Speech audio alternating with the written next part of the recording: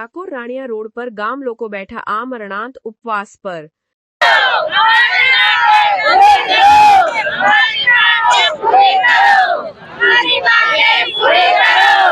राम जय राम जय जय राम श्री राम जय राम जय जय राम श्री राम जय राम जय।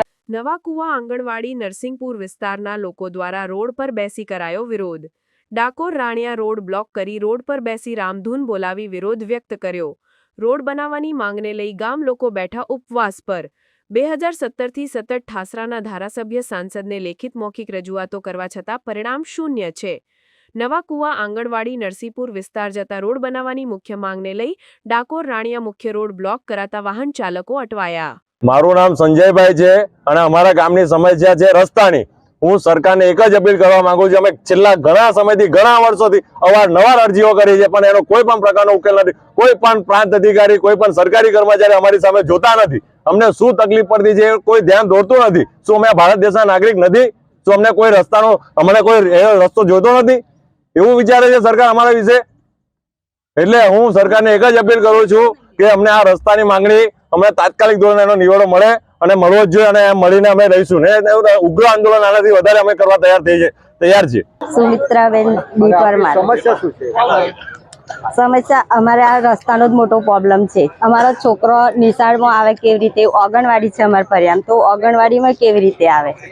રસ્તો એટલો ખરાબ છે કે કોઈના બાઇક લઈને નીકળાય એવું નથી। થઈ તમે રજૂઆત કોઈ જગ્યાએ કરી છે ખરી? ઘણી જગ્યાએ કરી, 6 થી 7 વર્ષથી રજૂઆતો જ કરે છે। બધા આવે છે જોવા, જોઈને પાછા જાય છે, થઈ જશે ગુજરાત રાજ્યની અંદર 35 વર્ષથી ભાજપની સરકાર ચાલે છે અને આપણે જ નેતાઓ મોકલ્યા છે, એ લોકો શું કહી રહ્યા છે આપને? થઈ જશે જોઈને પાછા જ જાય છે, કોઈ કશું કરતું જ નહીં। ખાલી બચ્ચો જ આલ્યા છે, હા, કામ નથી કરતી સરકાર। ના છે, તમે અત્યારે એ રસ્તો જઈને જોવો તો કેવો છે એ તમે તમારી જાતે જ જોઈ લો એકવાર।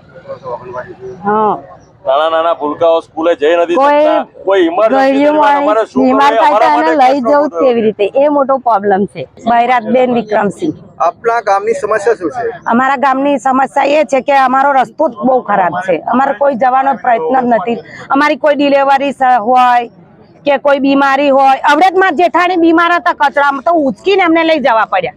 તો અત્યારે એવા એમને કંઈક થઈ ગયું નારાયણ તો કોની તકલીફ? પંચાયત શું કરવું એ તમને ખબર નથી। અને જવાબદારી કોણ? સરકાર લેતા હોય તો જવાબદારી અમે જઈએ જ કઈ। અત્યારે ગુજરાત સરકાર ઠેર ઠેર રોડ રસ્તા બનાવી છે તો સરકારને રજૂઆત કરી છે ખરી? ઘણી વખત રજૂઆત કરી છે પણ કોઈ અમલમાં જ નથી લેતા ને। 25 વર્ષથી અમે કર્યું છે પણ કોઈ સ્થાનિક જ નહીં। સ્થાનિક ધારાસભ્યને રજૂઆત કરી છે ખરી? એમને શું કહ્યું? એમને ધારાસભ્ય હા કરીને જતા રહેશે, જોઈને જતા રહેશે પણ કોઈ કરવા વારંવાર કોઈ કરવા તૈયાર જ નથી। અરજીવાર કેટલાય વખત। અને હવે આંદોલન જે તમે કરી રહ્યા છો, માંગણી નહીં સ્વીકારવા માટે તમે શું કરશો? અમે ભૂખ હડતાલ પર ઉતરી જઈશું। અમારે કોઈ ડિલિવરી નો કેસ હોય, બાળકો બીમાર હોય, કોઈ બીમાર હોય પણ અમારે કોઈ અત્યારનો કેસ થઈ ગયો હોય તો શું કરે? ચાલીને જવાનો રસ્તો બરાબર નથી તો અમારે કઈ રીતે જવું? ઘણી બધી જગ્યાએ અમે બધી સહયોગ કરી, બધે જોયો પણ કોઈ અમારું કોઈ કાગળ જ સ્વીકારવા તૈયાર નથી। સાહેબ જસવંતસિંહ મોતીસિંહ પરમાર, ક્યાંના રહેવાસી? રાણિયા નવા કુવા।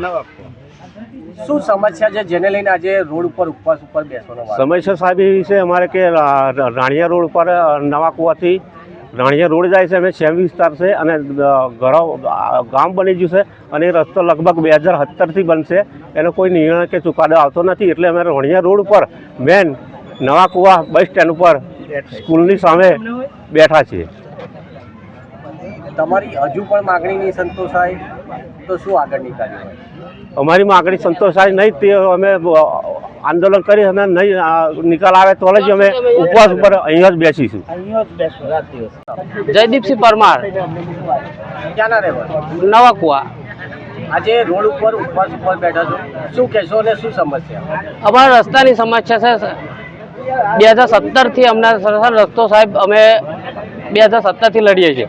અમે ગ્રામ પંચાયતમાં કરી છે અરજી, મામલતદાર સાહેબ, કલેક્ટર સાહેબ, પ્રાંત કચેરી સાહેબ બધે જ અમે વાત કરી છે, પણ અમારું કોઈ ધ્યાનમાં લેતા નહીં.